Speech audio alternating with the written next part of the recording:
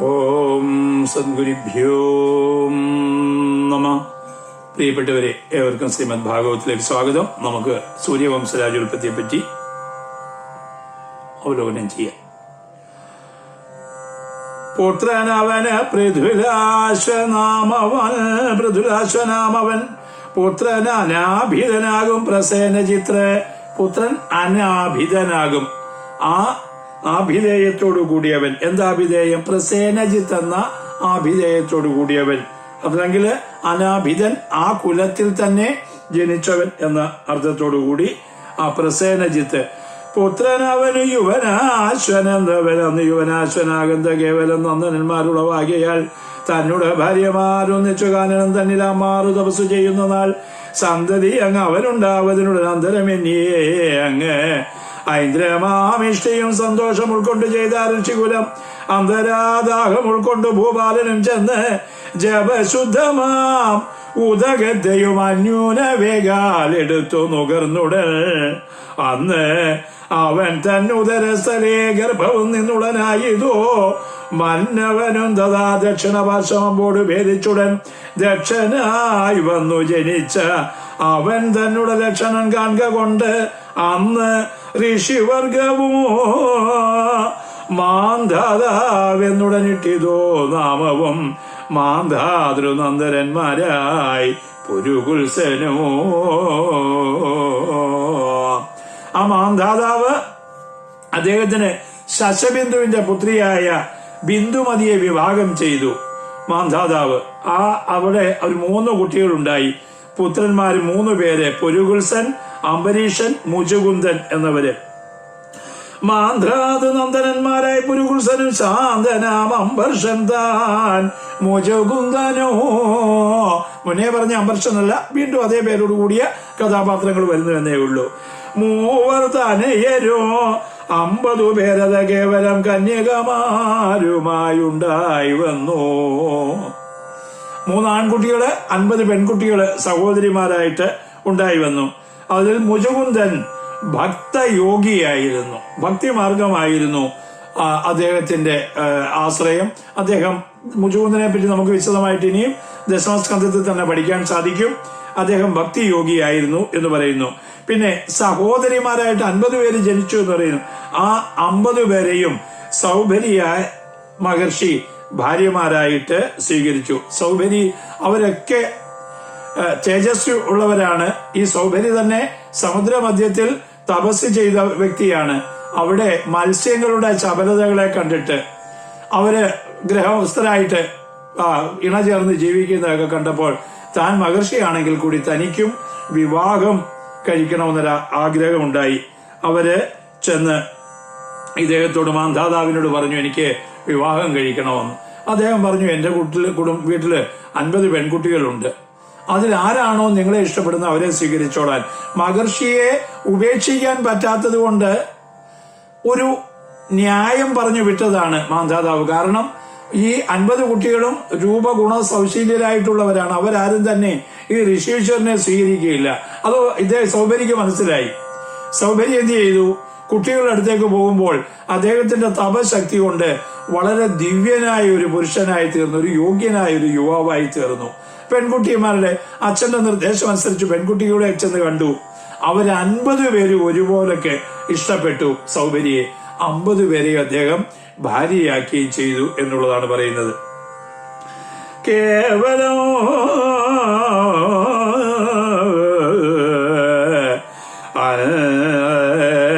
എന്നതിൽ കന്യകമാരവർ സൗഭരി തന്നെ ഭാര്യമാരായതവരല്ലോ. മല്ലവനായി ചമഞ്ഞാൻ പുരുകുൽസനോ. മാന്ധാവിന് ശേഷം പുരുകുൽസൻ രാജാവായി ചമഞ്ഞു.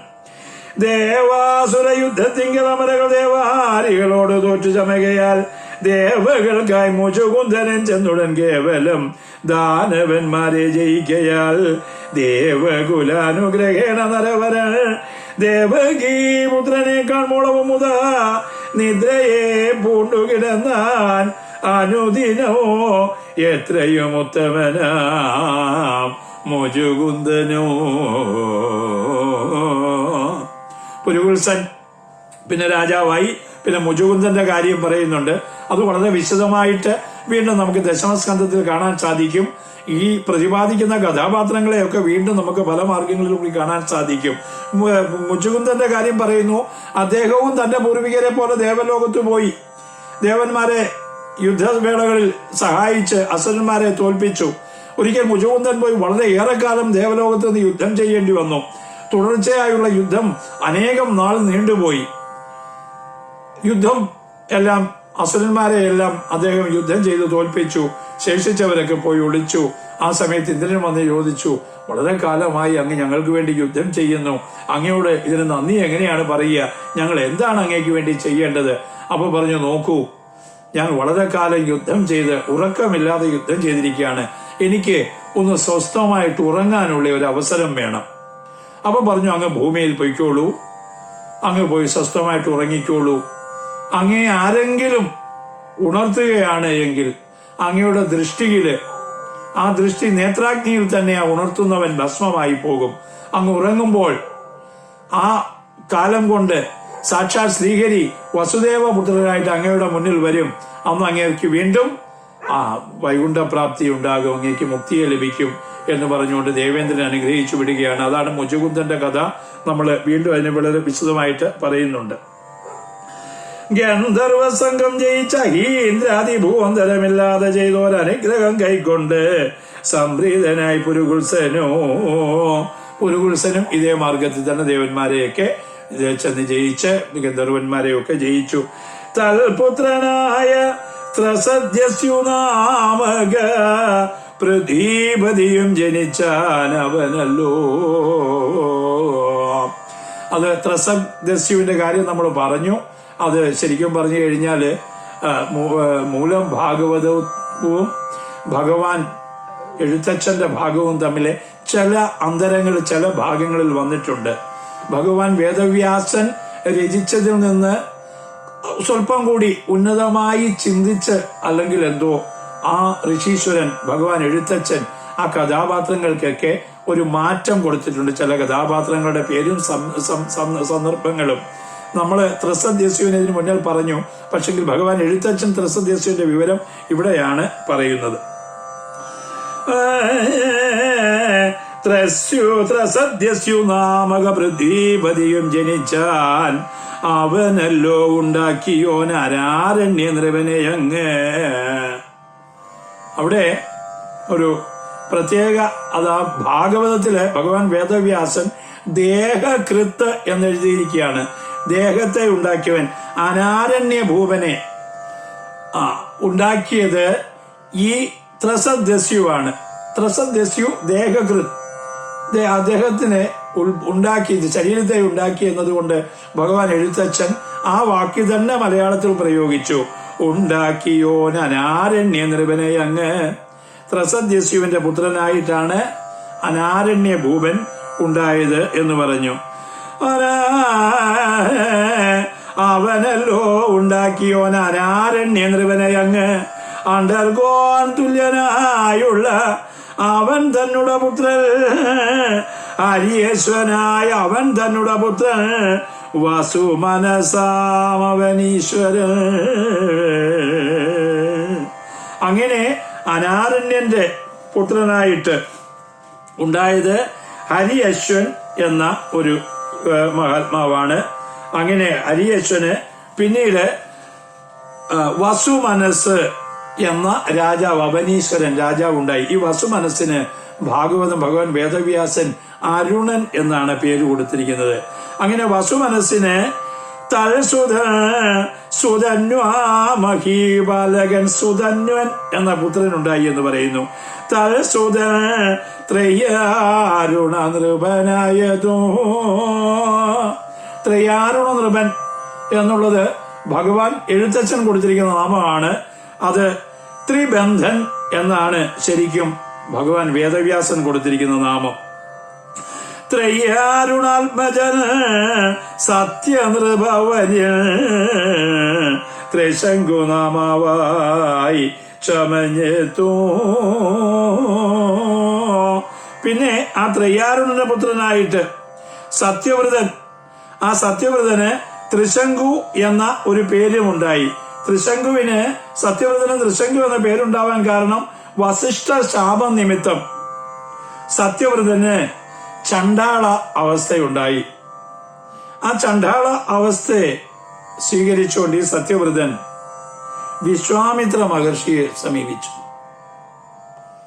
തന്റെ ചണ്ടാളാവസ്ഥ തനിക്ക് മാറ്റിത്തരണമെന്നും താൻ ചെയ്ത കർമ്മങ്ങളും യാഗങ്ങളും ഒക്കെ സമ്പൂർണമായി തനിക്ക് സ്വർഗലോകം കിട്ടാനായിട്ട് താൻ ചെയ്ത കർമ്മങ്ങളെല്ലാം ഭക്തിയായി പോയെന്നും പറഞ്ഞുകൊണ്ട് അതിനുള്ളൊരു സംഭവമുണ്ട്. അത് ഇവിടെ പ്രതിപാദിക്കുന്നില്ല. അപ്പൊ എന്തായിരുന്നാലും വസിഷ്ഠൻ ശപിച്ചത് കാരണം ആ ചണ്ടാളാവസ്ഥയെ പ്രാപിച്ച ദുഃഖം മാറ്റാനായിട്ട് വിശ്വാമിത്ര മഹർഷി എന്ത് ചെയ്തു? അദ്ദേഹത്തെ ജീവനോടുകൂടി തന്നെ സ്വർഗലോകത്തിലേക്ക് അയച്ചു.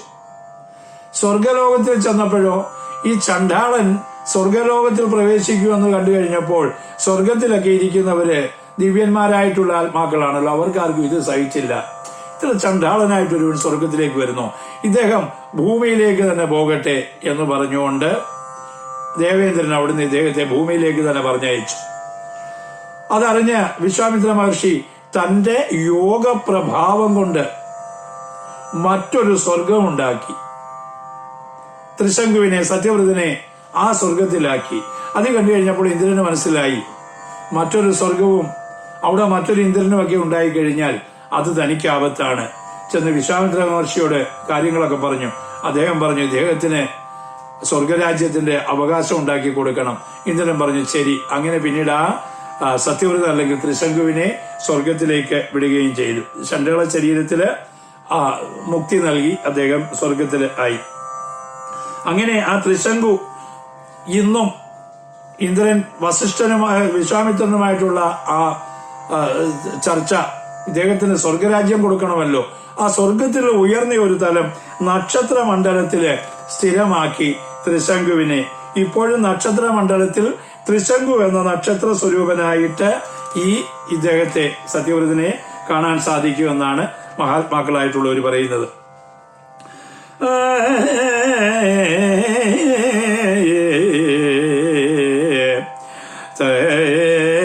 സത്യവ്രത നൃപവര്യൻ ത്രിശങ്കു നാമാവായി ചമഞ്ഞതും സത്യവ്രത നൃപൻ തൽഗുരുശാപത്താൽ അത്യന്തമാകന്ത ചണ്ടാലനായവൻ വിശ്വാമിത്രമുനി തന്നെ ഭജിക്കയാൽ വിശ്വസിച്ച മുനിതാൻ അനുകൂലനായി സദ്യോ യജിപ്പിച്ചു കൗശികാനുഗ്രഹാൽ മധ്യേ ഗുരുശാപവും തീർന്നു തൽക്ഷണോ. കൗശികൻ വിശ്വാമിത്ര മഹർഷി, അദ്ദേഹത്തിന്റെ അനുഗ്രഹം കൊണ്ട് ചണ്ടാള സ്വരൂപത്തെ അദ്ദേഹത്തിന് നഷ്ടമായി തീർന്നു. തൽ ശരീരേണ ദിവിമരുവീടിനാൻ,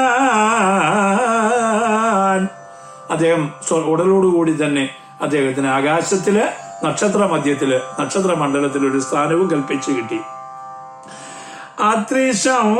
ത്രിശങ്കുസുതനായി ഹരിയായ ഹരിചന്ദ്രൻ, ആ ത്രിശങ്കുവിന്റെ പുത്രനായിട്ട് ഹരിചന്ദ്രൻ ഉണ്ടായി. വന്ന അവൻ ചെയ്ത യാഗാദി കർമ്മങ്ങൾ ഇന്നെങ്ങനെ ഞാൻ പറയുന്നു വിചിന്തയേ. ധർമ്മേണ യാഗവും ചെയ്തു രാജ്യത്തെയോ നിർമ്മല കീർത്തിയ ഭരിച്ചിരിക്കുന്ന നാൾ പുത്രനുണ്ടാകിലിഞ്ഞ് ഇന്നിവനെ കൊണ്ടു സത്രമാകന്ത ചെയ്യിപ്പൻ എന്നവൻ ഭക്തിയാവരുണനെ പ്രാർത്ഥിച്ചിരിക്കവേ പുത്രനുമുണ്ടായി ചമഞ്ഞിതു കേവലോ. ഹരിചന്ദ്രൻ ഹരിഭക്തനായിരുന്നു, സത്യസന്ധനായിരുന്നു. ഇന്നും സത്യത്തിന്റെ പ്രതീകമായിട്ട് നമ്മൾ പറയുന്ന പേര് ഹരിചന്ദ്രൻ എന്നാണ്. ആ ഹരിചന്ദ്രൻ അദ്ദേഹത്തിന് യാഗാദി കർമ്മങ്ങളെല്ലാം ചെയ്ത് യാഗം നിർമ്മലകീർത്തിയ പുത്രനുണ്ടാകിൽ അദ്ദേഹത്തിന് സന്തതിയില്ലാഞ്ഞിട്ട് അദ്ദേഹം ഒരു യാഗം ചെയ്തിട്ട് അവിടെ സങ്കല്പം ചെയ്തു, തന്റെ പുത്രനുണ്ടാകുകയാണെങ്കിൽ ആ കുട്ടിയെ കൊണ്ട് ഇന്ദ്രയാഗം ചെയ്യിക്കാം, അല്ലെങ്കിൽ യാഗങ്ങള് ആ കുട്ടിയുടെ കൊണ്ട് യാഗം ചെയ്ത് സമ്പൂർണനാക്കാം എന്നൊരു സങ്കല്പം ചെയ്തു. എന്നിട്ട് സത്രം യാഗവും ചെയ്യിച്ചു. ഭക്തിയാ വരുണനെ പ്രാർത്ഥിച്ചിരിക്കവേ പുത്രനുണ്ടായി ചമഞ്ഞത് കേവലം വരുണനെ പൂജിച്ചു. സന്തതി ഉണ്ടായാൽ ആ സന്തതിയെ കൊണ്ട് യാഗം ചെയ്യിപ്പിക്കാം എന്നുള്ള ആ സങ്കല്പത്തില് പുത്രനമുണ്ടായി ചമഞ്ഞിതു കേവലം രോഗിദാശനെന്ന് അഭിദാനവും ചെയ്താൻ. അങ്ങനെ വരുണനെ പ്രാർത്ഥിച്ച് അദ്ദേഹത്തിന് പുത്രനുണ്ടായി. ആ പുത്രന് രോഗിദാശൻ എന്ന പേരും കൊടുത്തു. ആഹന്ത യൗവനം പൂർണ്ണമായി വന്നുടനൊന്ന് യജിപ്പിക്ക എന്ന് തുടങ്ങിയ മന്നവൻ മുമ്പിൽ നിന്ന് ഇന്ദ്രവചനത്തായി പോയി കളഞ്ഞങ്ങ് മഹോദര പീഡിതനായിക്കൊണ്ട് അജീകർത്താൽ മധ്യമപുത്രനെ കൊണ്ട് വിലയും കൊടുത്തു. ശുനശേപം കൊണ്ടുവന്ന് അച്ഛനു നൽകിനാൻ രോഹിത. ഏവോ പുരുഷമേധായ വർത്തിപ്പവൻ രോഹിതനല്ലോ ഹരിചന്ദ്രനന്ദന്. രോഹിതപുത്രൻ ഹരിതൻ അവൻ മകൻ കേവലം ചുഞ്ചു വിജയൻ അവൻ മകൻ ചുഞ്ചുജനായ സുദേവന നന്ദനഞ്ചിതന ഭരുഗാഖ്യ മഹീപതി തൽപൃഥ്വീശനയജൻ ബാഹുകൻ അപൃഥ്വീശന് പുത്ര സാഗരനോ.